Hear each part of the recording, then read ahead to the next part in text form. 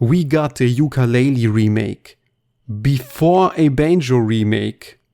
Playtonic is still doing what Micro don't. After a long period of silence and nearly 5 years since their last game, the former developers of Rare finally exposed us with their new project Yooka-RePlaylee. If I'm making a video about something that isn't Kirby, you know I have something to say. It's also a good excuse to utilize Yooka-Kirby.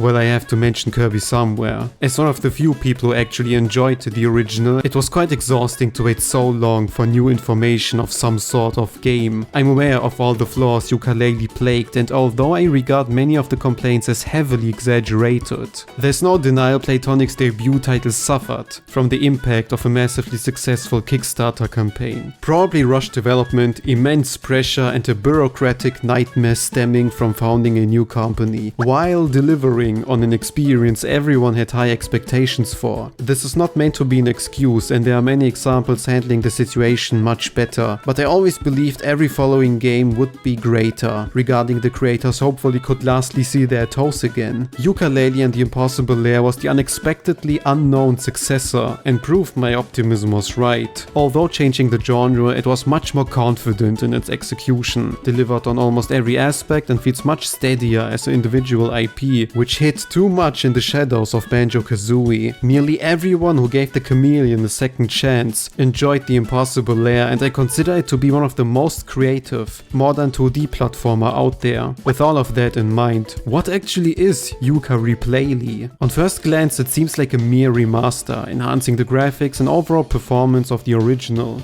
This seems to be the main nitpick many people have their troubles with. Remastering a game which many people did not necessarily like so soon. Watch out Playtonic, this time it might be Sony coming for you. After all, Yooka-Laylee came out, wait, 8 years ago? Feels like I can remember when they invented the wheel. But it seems like the vision of Yooka-RePlaylee is not clearly advertised. Going by their own description, this game modernizes the visuals, improves camera controls, tweaks abilities, as well as remixed and new challenges. There's a lot to unpack here, but can we talk about the name for a second? It has the same ring Rare was known for back in the day, and I particularly enjoy how they threw in another possible idea at the end of the trailer. It's a great sign for another bad pun in a follow-up, and sounds at least more playful than simply Yooka-Laylee remastered. Also, the new artwork, which I assume to be the cover of a possible retail release, reflects the willingness to use Banjo as a mere inspiration than template in the future. While I appreciate the attempt to mimic Banjo's Nintendo 64 box art, it leaves a much better impression to identify an individual spirit. The distinct art style outlined in the Impossible Lair fully flourishes in this second try, and it reeks so much more expression than before. Naturally, the same could be said about the obviously improved visuals and overall style. The original is a more than fine looking title, but it has this certain artificially, which most likely allowed them to develop it so quickly back in the day. It's a pleasing style and definitely more defined than most indie 3D platforms, but also not impressive.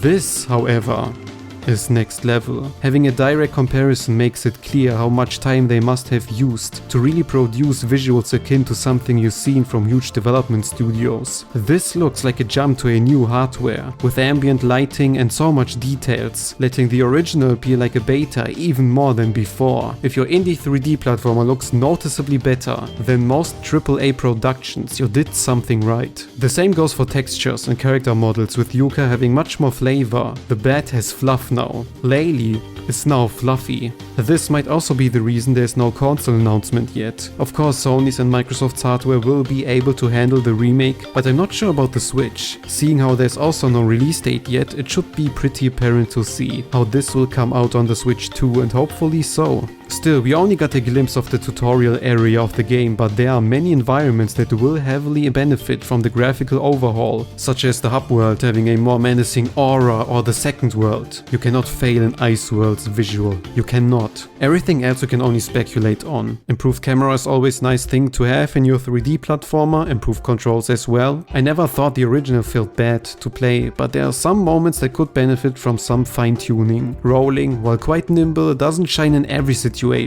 Shooting projectiles from Yooka's ego perspective is very clunky, and using Laylee's final overpowered move, well, everyone who played the game knows what I'm talking about. It wasn't necessarily always about the move move itself, but certain situations the move had to be used in, so by tackling the roots of the problem instead of the leaves, there is a much higher chance for an overall more pleasing experience. However, they also specifically mentioned ability tweaks and remix challenges as well, so I assume they reviewed each smaller challenge by their own and thought about changing it completely or playing with the necessary move. Many smaller tasks were simply not entertaining to overcome, like many of World's 4's objectives. Make some of them more fluent, less frustrating, and you don't have to change the core too much. This is also a question we are not quite sure about yet. How much of the core is actually changed? There's a dedicated Steam page you can check with a separate Q&A section, dealing with common questions. Here they state Yooka-RePlaylee is the result of all the community feedback and experience they gathered, resulting in something more than a mere remaster. As if this wasn't obvious enough going by the visuals, it does suggest substantial changes to the original, new collectibles as well, as we can see in the trailer. This would be a great way to fill up those large worlds which have boring sections of nothing in between the interesting stuff. Still, if they want to have a more positive reception this time, there need to be serious improvements I'm not sure we will see. With maybe one or two exceptions, all of the bosses kinda sucked, for example, and they would have to completely redesign their battles. However, if you're brave enough to remake something many people were not very fond of, you must have something up your sleeve we do not see coming. I always got the impression Playtonic wasn't quite pleased with the end result of the original and was probably demoralized by the overall negative reception. Yooka-RePlaylee will be the game we deserved back in the day, and I'm more excited about this project than I should be.